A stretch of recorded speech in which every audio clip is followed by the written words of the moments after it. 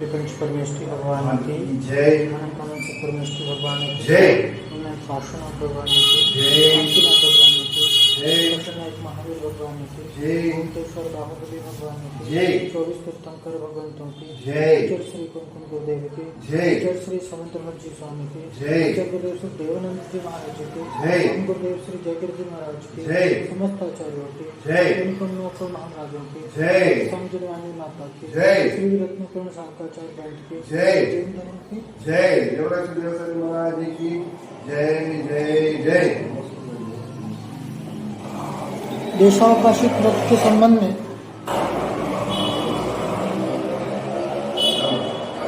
देशावकाशी ग्रंथ के संबंध में चर्चा चल रही थी ना। और यहाँ पर गाथा में क्या कहा, गृहारी ग्रामाणाम क्षेत्र नदी दाव योजनानाम च देशावकाशिकस्य स्मरन्ति सीमानाम तपोव्रता। क्या कहा, तपोवृत्त पुरुष तप की वृद्धि को प्राप्त यानी गणधर देव। उन्होंने क्या कहा कि देशावकाशिकस्य देशावकाशिक जो शिक्षा व्रत है उसमें क्या गृहारी ग्रामाणम घर गली गांव आदि की क्षेत्र नदी गांव योजना नाम मतलब खेत है, नदी है, जंगल है और योजनाओं की सीमा नाम है मर्यादा करना, यानी स्मरणती अर्थात स्मरण करना, उसका कथन करते हैं। क्या अपन क्षेत्र के दृष्टिकोण से यहाँ पर ये मर्यादा का जानकारी जानी।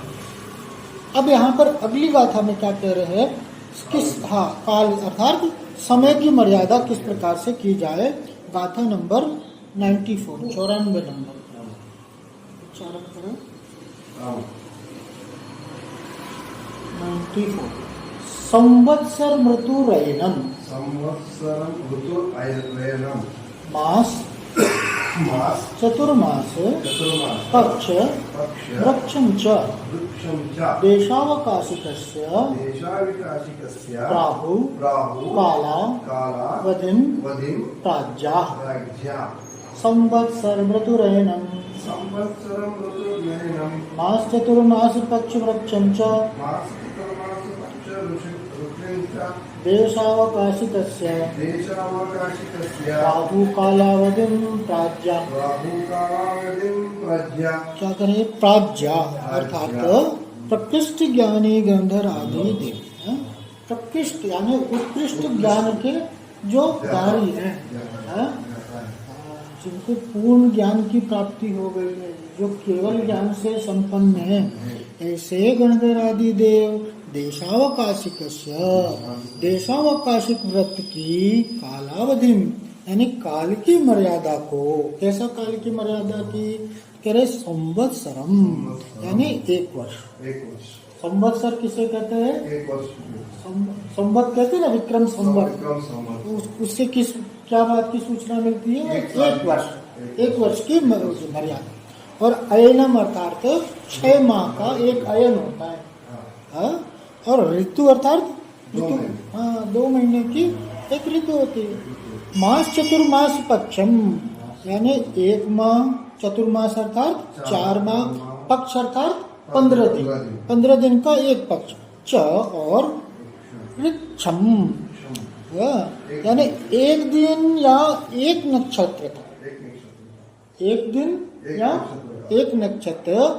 क्या, प्राहु अर्थात कहते हैं। कौन कहते हैं, प्राज्ञा। प्राज्ञा अर्थात प्र यानी उत्कृष्ट, ज्ञान अर्थात ज्ञान। प्राज्ञ से क्या सूचित होता है, जो उत्कृष्ट ज्ञान। प्राज्ञ, प्राज्ञ शब्द सुना होगा, प्रज्ञा, प्रज्ञा नहीं, तो वो प्रकृष्ट ज्ञानी है, जो साधारण की बात नहीं हो रही यहाँ उत्कृष्ट ज्ञान के धारक। ऐसे वो क्या कह रहे हैं कि भाई देशावकाश व्रत के अंदर काल की मर्यादा को ग्रहण करो, काल की मर्यादा करो। अभी क्षेत्र की मर्यादा देखी थी अपन ने, भैया इतनी दूरी तक नहीं जाएंगे, नदी आदि की तरफ नहीं जाएंगे, गांव आदि तक नहीं जाएंगे, लेकिन कब तक, ये जो मर्यादा है इसकी काल की सीमा कब तक? तो बोले कि इस प्रकार से इसकी मर्यादा करो कि भैया 1 वर्ष हो या 6 महीना हो या 1 माह हो, 4 माह हो, 15 दिन हो, इस प्रकार से, या 1 दिन भी, या 1 नक्षत्र, इस प्रकार से इसकी मर्यादा तुम कर सकते हो। तो यहाँ पर ऐसा कहा। अब यहाँ पर क्या कह रहे हैं कि देशावकाशिक व्रत का स्वरूप समझाते हुए कहा आचार्य श्री ने किस प्रकार शत की मर्यादा कम करते जाएं। पूर्वार्ध में देखा था अपन ने कि किस प्रकार अपन शत की मर्यादा को कम करते जाए। जो गुणव्रत है वह गुणव्रत कैसा था? जो गुणव्रत के अंदर दिग्व्रत, तो दिग्व्रत जो है वह आयु पर, ये जहाँ किसकी बात हो रही है? देशावकाशिक व्रत की। और जो देशावकाशिक व्रत है वो कैसा है? एक निश्चित काल, एक क्षेत्र की मर्यादा अधिक। ऐसा दिग्व्रत के अंतर्गत में क्या किया था कि विस्तृत क्षेत्र को प्रमाण किया था, लेकिन देशावकाशिक में कि भाई उसमें संकोच करना, उसमें कमी को लेकर के आना, और वो भी किसके साथ में? काल की मर्यादा के साथ में। काल की मर्यादा के साथ में क्रम से कहते हैं कि जहां पर दिग्व्रत की मर्यादा के बारे में बताया कि जिस दिन से दिग्व्रत लिया है तब से लेकर के मृत्यु पर्यंत या अनुव्रत पर्यंत उस दिग्व्रत का पालन किया जाता है। क्या कहा कि भैया दिग्व्रत की मर्यादा जो ली थी ना, वह दिग्व्रत कब? मृत्यु पर्यंत। वो मर्यादा क्या है? वो मर्यादा तो आजीवन है। हाँ, यहाँ पर और अनुव्रत पर्यंत उस दिग्व्रत का पालन किया जाता है। या कर जो भैया तुमने दिग्व्रत लिया या फिर अनुव्रत है, तो ये अनुव्रत भी क्या है? जीवन पर्यंत है, जीवन पर्यंत है। और अनुव्रत उस दिग्व्रत का पालन किया जाता है। अनुव्रत जब तक है पूरे अंतिम समय तक दिग्व्रत सहित अनुव्रत का पालन किया जाता है। अब आप सोचोगे कि 2 बात कहाँ गए? एक करे मृत्यु पर्यंत और एक करे अनुव्रति पर्यंत। करे महाव्रती बन जाने के उपरांत साधकों के व्रत का कोई औचित्य नहीं रहता। पहले अनुव्रत को ग्रहण किया, और अगर अनुव्रत को ग्रहण करके अगर महाव्रत को धारण कर लिया तो फिर वो अनुव्रत का कोई औचित्य है नहीं ना। वही अनुव्रत आपके क्या हो गए? महाव्रत में परिवर्तित हो गए। अब आपने क्या किया? उस अनुव्रत के अभ्यास पूर्वक अब आपका क्या हो गया? हाँ, महाव्रत हो गया। तब उस अनुव्रत का कोई औचित्य नहीं है। ऐसा यहाँ पर कह रहे थे। महाव्रती बन जाने के उपरांत श्रावकों के व्रत का कोई औचित्य नहीं रहता, क्योंकि अनुव्रत तो भवन में लगी एक छोटी सी खिड़की की तरह से।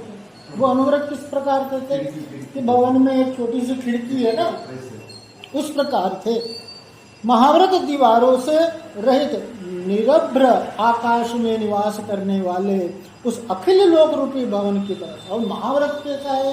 अनुव्रत से आकाश के समान स्थित है। संपूर्ण का ग्रहण हो गया ना आपको, संपूर्ण का त्याग हो गया। तो वो महाव्रत के सामने अनुव्रत क्या है?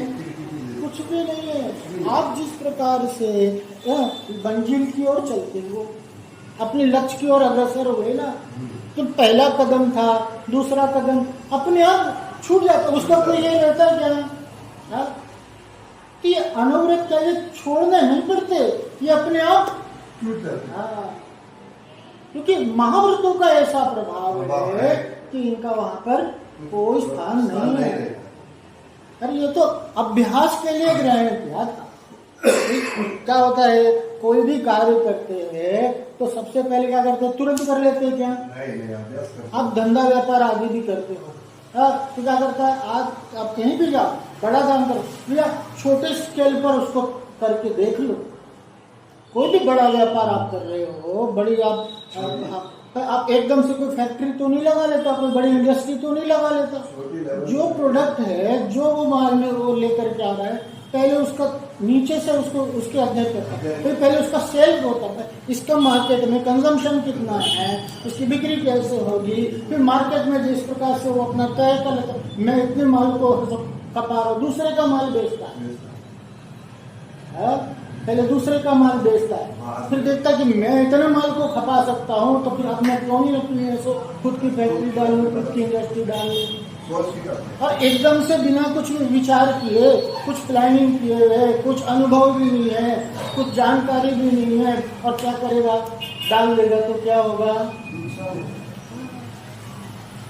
नुकसान होगा, या फिर है तो जो कार्य करने वाले ना वो उसको खाएंगे, आज ये मशीन खराब हो गई, आज इसमें ऐसा घाटा लग गया, तुमको जानकारी नहीं है, तो एक तो घाटा देंगे कंपनी का।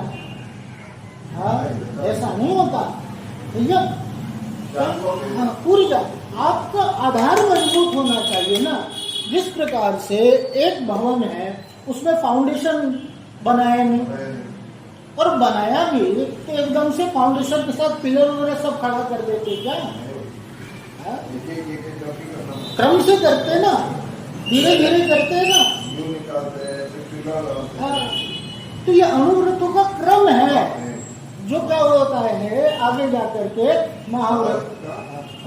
आपको अपनी शक्ति का आभास हो गया, क्या आपने क्या किया, अहिंसा, दूध, चोरी, कुशल, परिग्रह आदि का है ना, थोड़े है ना संकुचित रूप में, हाँ, आंशिक रूप से उसका त्याग किया। ये मर्यादा, क्षेत्र आदि की मर्यादा, समय आदि की जो मर्यादा है, ये सब क्या है, ईश्वर आपको ले जाने वाली है, आपकी व्रतों की वृद्धि करने वाली है, आपको महाव्रतों के लिए प्रेरित करने वाली है। तो इन सब के माध्यम से महाव्रत का आपको क्या हो गया, हाँ, उसके बारे में जानकारी हो गई, और फिर उससे परिचय हो गया, और अपनी शक्ति का भी आपको है सो आभास हो गया कि भैया उसका क्या अंतर आपको मालूम पड़ता है ना। एक लाखपति होता है और एक करोड़पति और अरबपति होता है, तो उस अंतर को कब समझेगा? अब जिसके पास 5 रुपए का ठिकाना नहीं है, उसको लाखपति करोड़पति का क्या नाम है, क्या अनुभव, क्या परिचय? ऐसा यहाँ पर है सो भाई, आप महाव्रत का परिचय होता, महाव्रत का एहसास होता आपको, फिर आपके अंदर में शक्ति सामर्थ्य की क्या होती है, उत्पत्ति होती है। आपके अंदर क्या आएगा, आत्मविश्वास आएगा, नहीं अब क्या करना चाहिए मुझे, समय को नहीं गवाते हुए क्या करना चाहिए, महाव्रत को धारण करना चाहिए। ये किसके लिए, ये सारे जो उपदेश दे रहे हैं किसके लिए है, सावक के लिए, सावक के, तो सामान्य पुरुष के लिए नहीं है, पापी के लिए नहीं है। पापी को तो इन बातों में ध्यान ही नहीं जाता। देखो कैसी पाप की दशा होती है, तो उसकी धर्म बुद्धि भी नहीं होती, न धर्म की बात सूझती है, न पाप का कैसा पाप कर्म का उदय देखो जीव का, कि सब कुछ प्राप्त हो गया, जिन धर्म प्राप्त हो गया, जिन मंदिर प्राप्त हो गए, देव शास्त्र गुरु आदि प्राप्त हो गए, सब कुछ प्राप्त हो गया, लेकिन उसकी महिमा नहीं आ रही है। ये क्या बता रहा है, बहुत भीषण पाप का उदय चल रहा है, और जब तक उसके पाप का उदय रहेगा उसकी बुद्धि हो ही नहीं सकती। वो आ भी जाए ना इस स्थान पर, तो इस ओर उसकी रुचि नहीं होगी। ऐसा ये चर्चा है, ये भव्य पुरुषों के लिए निकट भाव, जिनका भी अल्प काल में कल्याण होने वाला है, ऐसे भव्य को ही ये कल्याण की बातें रुचती है, और उसे ही समय का, आज समय की कदर किसको है? आज ऐसे बहुत से लोग हैं वो क्या करते हैं, टाइम पास कर रहे हैं, क्या कहीं भी बैठे रहेंगे और क्या करेंगे, टाइम पास। अरे टाइम पास में जीवन पास हो जाएगा तुम्हारा, फिर ये सब जो कुछ भी मिला है वापस मिलने वाला है क्या? ये टाइम कोई पास करने का नहीं है, एक एक पल, एक एक क्षण तेरा हीरे से भी ज्यादा कीमती है। एक क्षण का भी मूल्य अगर लगाओगे ना, तो एक हीरा भी उस मूल्य को चुकाने में समर्थ नहीं है। एक एक हीरा, अरबों खरबों का हीरा होगा तो भी वो हीरा है ना, उस एक पल के मूल्य को चुकाने का सामर्थ्य नहीं रखता। ये काल आदि की मर्यादा, क्योंकि भैया समय एक बार हाथ से निकल गया ना तो फिर वापस आने वाला नहीं है। इस संसार की सारी उपलब्धि जो कुछ है, धन संपत्ति आदि वैभव है, ये सब कुछ चाहे एक बार खो जाए तो तुम दोबारा प्राप्त कर सकते हो, लेकिन समय एक बार हाथ से निकल जाए ना तो तुम समय को दोबारा प्राप्त नहीं कर सकते। समय की कद्र करो। जिसने समय की कद्र की ना उसकी खुद की कद्र हुई, और जो समय को बर्बाद करता है ना समय उसे बर्बाद करता है। ऐसा यहाँ पर कह रहे हैं कि भैया काल समय की कद्र करो। हाँ, यहाँ पर समय की मर्यादा के संबंध में अपन ने जाना।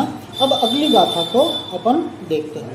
गाथा नंबर 95 नंबर की गाथा क्या है कि सीमांतानां परत स्थूलेतर पंचपाप संत्यागात् देशावकाशिकेन च महावृतानि प्रसाद्यन्ते।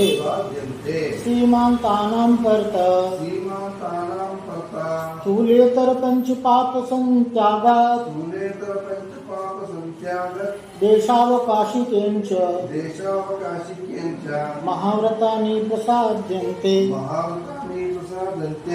क्या कहा? सीमांता नाम यानी सीमाओं के अंत भाग के परतः आगे स्थूलेतर पंच पाप संत्यागात् स्थूल और सूक्ष्म पांचों पापों का सम्यक प्रकार त्याग हो जाने से देशावकाशिकेन च देशावकाशिक व्रत के द्वारा भी महाव्रत प्रसाद्यन्ते सिद्ध किए जाते हैं। क्या कहे कि सीमांताना यानी सीमाओं के अंत भाग परतः आगे जो सीमा निश्चित की थी, जो मर्यादा निश्चित की थी, अगर उसके अंत भाग के आगे स्थूलेतर। अब क्या हुआ? जितनी मर्यादा तुमने निश्चित की, भाई योजन आदि की है, तो उस योजन आदि की नदी आदि गांव आदि, तो उसके आगे तो आप नहीं जा रहे हो, क्योंकि आपका क्या है? त्याग है। तो त्याग हो जाने से क्या हो गया? स्थूल और सूक्ष्म पांचों पापों प्रकार से त्याग हो गया। अब जो बाकी जो एरिया था जहाँ का आपका त्याग है, तो वहाँ स्थूल और सूक्ष्म पांचों प्रकार का पूर्ण रूपेण से क्या हो गया? त्याग हो गया, अभाव हो गया। तत्संबंधी आपको कोई भी दोष नहीं लग रहा, आपकी रक्षा हो रही। क्या है कि देशावकाशिक और देशावकाशिक व्रत के द्वारा भी क्या करे? महाव्रतानि प्रसाद्यन्ते। और जो देशावकाशिक व्रत है उसके द्वारा भी क्या कहा? महाव्रत के समान वो महाव्रत सिद्ध किए जाते हैं। देशावकाशिक व्रत के द्वारा क्या करते हैं? महाव्रतों की सिद्धि होती है, महाव्रतों की पूर्णता होती है, महाव्रत के जो फल है ना उसकी प्राप्ति होती है। यहाँ पर ये कह रहे क्या कहे कि देशावकाशिक व्रत में जो क्षेत्र काल की अपेक्षाएं सीमाएं निर्धारित की गई थी, उनके आगे हिंसा आदि पांच पापों का स्थूल तथा सूक्ष्म दोनों प्रकार से परित्याग हो गया। क्या ये बात है? इसलिए दिग्व्रत के समान देशावकाशिक व्रत के द्वारा भी महाव्रतों की साधना, जिस प्रकार से दिग्व्रत के में क्या की थी, इसलिए दिग्व्रत को धारण किया था महाव्रत के, उसी प्रकार से देशावकाशिक व्रत भी क्या है? महाव्रतों के लिए है। ऐसा क्या करे? क्षेत्र मर्यादा में जो ग्रह है, छावनी है आदि की मर्यादा ली थी, तथा काल मर्यादा में जो संवत्सर आदि की मर्यादा निश्चित की थी। क्षेत्र में और काल में 1 वर्ष, 2 माह, 4 माह, 1 दिन, 15 दिन, पक्ष आदि की जो मर्यादा निश्चित की थी, उन मर्यादाओं के आगे गमन न होने से उन मर्यादाओं का क्या हो गया? उसका प्रमाण हो जाने से, उसकी निश्चितता हो जाने से क्या करे? जो सूक्ष्म और स्थूल है, जो बड़े पाप है या छोटे मोटे पाप है, जो करे कि उनका क्या हो जाता है? परित्याग हो जाता है। कह रहे कि इसलिए अनुव्रतधारियों के भी क्या करे, महाव्रत जैसी अवस्था हो जाती है। क्योंकि क्या है, वर्तमान में अनुव्रत है, लेकिन वैसा वहां का त्याग हो जाने के कारण ना क्या हो गया, हाँ महापद नहीं मिल गया, अवस्था वैसी हो, वो अवस्था कैसे हो गई, महाव्रत के समान हो गए, ऐसा यहाँ पर कह रहे कि वो कैसा हो गया, महाव्रत के जैसा ही हो गया। तो आप कहेंगे ऐसी बात है कि व्यक्ति सीधे महाव्रत को क्यों न ले ले। भैया क्या कह रहे कि जब ऐसी बात है, महाव्रत जैसी स्थिति हो गई है, तो कह रहे कि ऐसा महाव्रत को ही क्यों ना ग्रहण कर ले भैया। तो बात कह रहे कि आपने ठीक कही, सीधे महाव्रत ही ले लेना चाहिए। लेकिन हम आपसे पूछते हैं कि राजा महाराजा किसे महल बनाते थे, वो पहले नींव क्यों खोदते थे, सीधे किले क्यों नहीं बना देते थे? उनके पास किस बात की कमी थी? आदमी की कमी थी कि धन संपत्ति आदि की कमी थी, या फिर बात एक आदेश देते और काम हो जाता। लेकिन तो एक साथ कभी कोई कार्य प्रारंभ नहीं किया जा सकता। फिर यहाँ पर करके ये बात यहाँ पर आवश्यक है कि क्या कह रहे कि दिग्व्रत का पालन किया, क्यों किया था, पुनः देशव्रतों का पालन किया। तो देशव्रतों का पालन करने वाला वह श्रावक और श्राविका उस क्षेत्र के बाहर महाव्रती के समान है। कैसा है, महाव्रती के ही तुल्य है।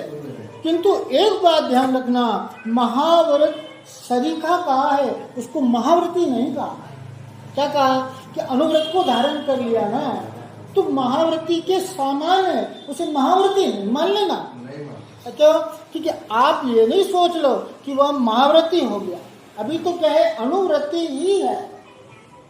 अभी क्या उसका पूर्ण रूप में त्याग नहीं है, तो कैसे उसे महाव्रती कह दे? हाँ, उस क्षेत्र के लिए वो महाव्रती के समान हो गया है। कोई श्रावक अपने वस्त्र, अब क्या होता है कि कई बार क्या होता है ना कि कई लोग कमरा बंद कर लेते हैं, और वस्त्र आदि उतार देते हैं। और कई लोगों ने ऐसा प्रयोग किया है कि भाई आत्मा की अनुभूति की जाए। और क्या किया, आत्मा की अनुभूति करने के लिए वस्त्र आदि का है सो उतार करके और ऐसे कमरा को बंद कर दिया। अब वो सामयिक आदि में बैठ गए, तब वो क्या, अब क्या वस्त्र आदि उतार देने से वो महाव्रती हो गए क्या? क्यों नहीं हो गए? क्योंकि उनको विकल्प लगा हुआ है कि ये सामयिक मेरी पूरी होगी और मैं कपड़े को पहनूंगा। मैं कपड़े को पहनूंगा। क्यों? तो ये विकल्प ही बता रहा है कि अभी क्या है, वो अनुव्रती है। महाव्रती को कपड़े आदि का कोई विकल्प ही नहीं होता, क्योंकि उसका त्याग है। कि संपूर्ण का त्याग है ना, वो महाव्रत है। और आंशिक व्रत तो क्या है, आप किसी प्रकार से उपाय कर लो कि भैया मैं महाव्रत की अनुभूति मैं घर में कर लूं, तो आचार्य कहते हैं कि इसका कोई उपाय नहीं। एक क्लर्क होता है बैंक का, वो क्लर्क क्या होता है, उसकी योग्यता है कि बैंक का मैनेजर बन सकता है। कंपटीशन एग्जाम को देगा तो क्या करेगा, वो मैनेजर की सीट पर बैठ सकता है, बैंक मैनेजर की सीट पर। लेकिन क्या है, अभी तो वो क्लर्क है ना, जो बैंक मैनेजर की जो सीट है उसका जो अनुभूति है वो तो उस सीट पर बैठने के बाद ही उसे प्राप्त होगा। और वो सीट की प्राप्ति कब होगी, जब वो कंपीट करेगा, जब उसे वो पद दिया जाएगा, जब उस पद को वो ग्रहण करेगा। यद्यपि उसकी योग्यता है, क्लर्क होते हुए भी उसकी योग्यता है कि वो मैनेजर बन सकता है, बैंक का अधिकारी बन सकता है, लेकिन उस क्लर्क की सीट से क्या कर सकता है वो, उसको तो उस सीट पर बैठना ही पड़ेगा, तब जाकर के वो मैनेजर कहलाएगा। और मैनेजर का क्या दायित्व होता है, और मैनेजर की क्या अनुभूति होती है, और क्या उसका परिणाम होता है, उसकी प्राप्ति तो उसी सीट पर बैठने के बाद ही होगी। दूर से तमाशा को देखा जा सकता है, सिर्फ आप दर्शक बन सकते हैं, लेकिन अनुभूति तो क्या होगा, उस स्थान विशेष का महत्व है। उस स्थान पर, उस पद पर जब तक आप आसीन नहीं होंगे तब तक प्राप्ति असंभव है। तो अनुव्रत तो क्या है, अनुव्रत ही है। उपचार से, जैसे माता जी आदि है ना, उनको भी महाव्रती कहा, लेकिन उपचार से महाव्रती कहा। हाँ, ऐसा यहाँ पर कथन है। तो इस प्रकार से महाव्रत आदि की हमारे लिए आचार्य श्री ने यहाँ पर प्रेरणा दी है। बोलिए पंच परमेष्टि भगवान की जय, अनंतानंद से परमेष्टि भगवान की जय, कुलनायक पार्श्वनाथ भगवान की जय, शांतिनाथ भगवान की जय, शशनायक महावीर भगवान की जय, गोमटेश्वर बाहुबली भगवान की जय, 24 तीर्थंकर भगवंतों की जय, आचार्य श्री कुनकुन गुरुदेव की जय, आचार्य श्री समंत्र बज्जी स्वामी की जय, आचार्य गुरुदेव श्री देवनंदी जी महाराज की जय, मम गुरुदेव श्री जयगिर जी महाराज की जय, समस्त आचार्यों की, तीन कमलों महाराजों की, द्वादशांग माता की, श्री रत्न कुंज सावकाचार्य ग्रंथ, जैन धर्म की जय, महाराज की जय। इति ना कथयन केलिदा पापान बीजानि नाशावारो इकावदु पुण्यवदु मुंदे श्रीमद् स्वामी अकानु नमो देवतां नमो सुतां नमो नमो नमो